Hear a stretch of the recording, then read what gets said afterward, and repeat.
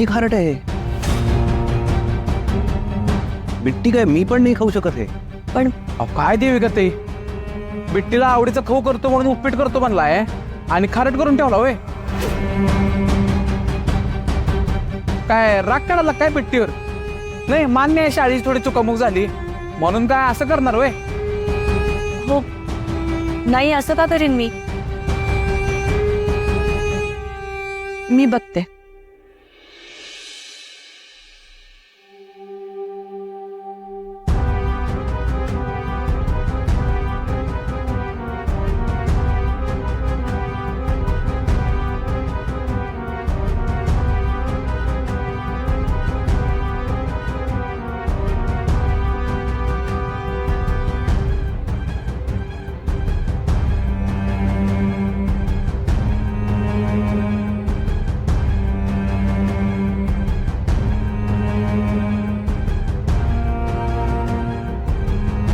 देविकाजी,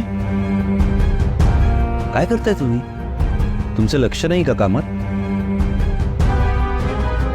बिट्टीच्या सगळ्या आवडीनिवडी गौरीजींना माहिती आहे. तुम्ही थोड्याशी समजून घ्या. हे बघा, आपण हे सगळं बिट्टीसाठी करतोय. बिट्टी रोळली नाही, तिला काही आवडलं नाही तर काय अर्थ या लग्नाला? बघितलं, माझ्या आईची जागा घेणं काय सोपं नाहीये. अगदी 100%. आपण हे सगळं बिट्टीसाठी करतोय.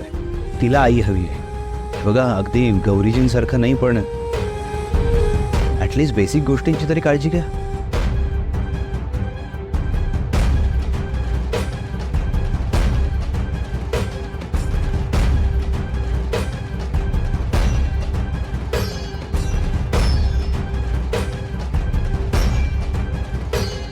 असं कसं झालं? मी तर छान केला होता उपमा. अशाने बिट्टीमुळे प्लॅन फेल होईल.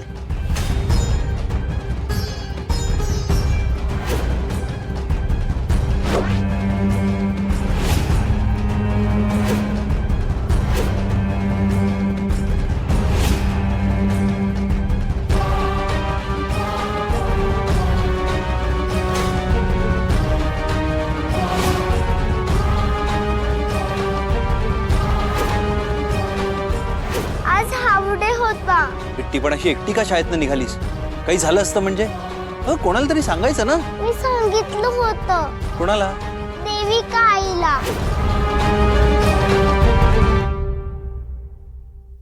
मग बिट्टी, बरं वाटतंय का आता?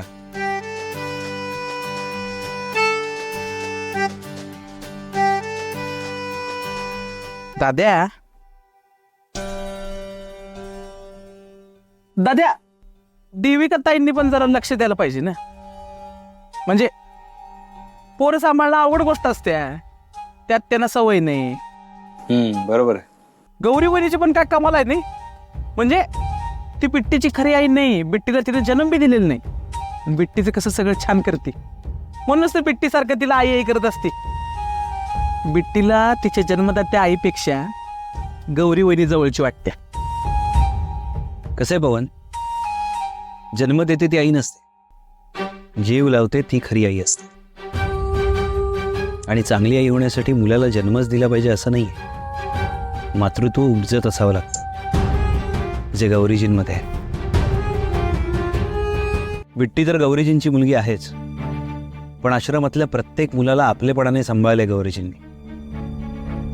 गौरीजींनी एवढं प्रेम मुलांवर कोणीच करू शकत नाही. हे मात्र 100 इशारी खरं आहे. पण दाद्या, देविका ताई सांभाळूच नाही शकले बिट्टीला, तर काय अर्थ आहे लग्नाला?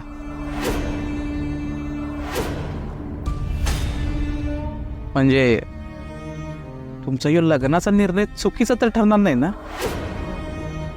म्हणजे देविका ताईंना जमल काय गौरी वहिनीची जागा घ्यायला? गौरीजींची जागा कोणीच घेऊ शकत. आणि त्या बिट्टीच्या आई पण नाही होऊ शकल्या तर?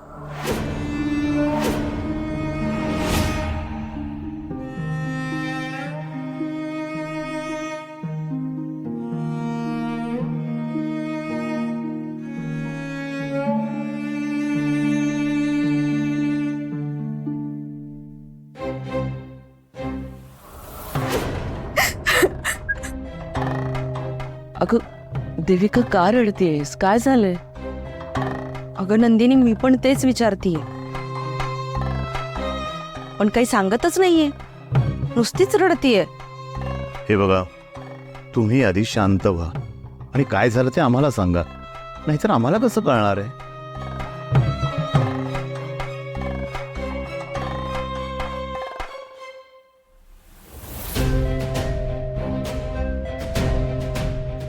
रुद्र, बरं झालं आलास. देविकाला काय होतंय बघ जरा.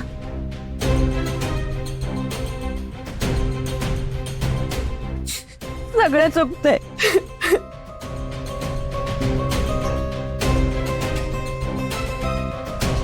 काय झालं? काय करू, माझ्या हातून सगळं चुकतंय. काहीच मनासारखं नाही होत. साध्या साध्या गोष्टीत गोंधळ होतोय. तुम्हाला वाटत असेल अशी कशी आई आहे ही? वाटणारच. तुम्हाला काय असं बेटीलाही हेच वाटत असलं?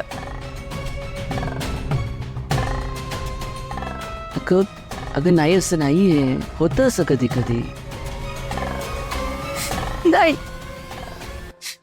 नाही झालं पाहिजे असं ना. आणि आधी असं कधीच नाही झालंय. इतक्या वर्षांनी माझी मुलगी मला भेटलीय, असं कसं करेन मी?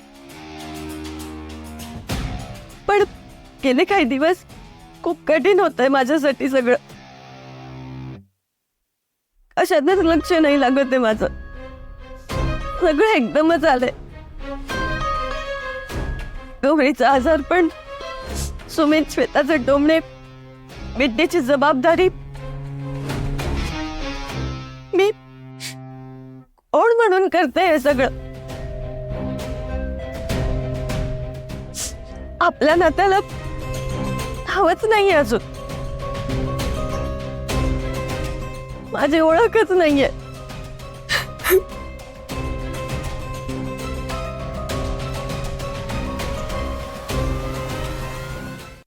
नक्की काय म्हणायचंय तुम्हाला?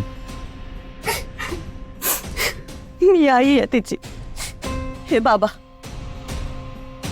पण आम्ही आई बाबा नाही होतो अजूनही. लग्न झाल्याशिवाय कसे होणार? पण त्यामुळे ना एक ऑकवर्डनेस आहे सगळ्यातच. लग्न न झाल्यामुळे माझ्या या घरात वावरण्यालाही मर्यादा आहेत. त्यामुळे मला माझ्या जबाबदाऱ्या पण पूर्ण मनापासून नाही पार पाडता येते.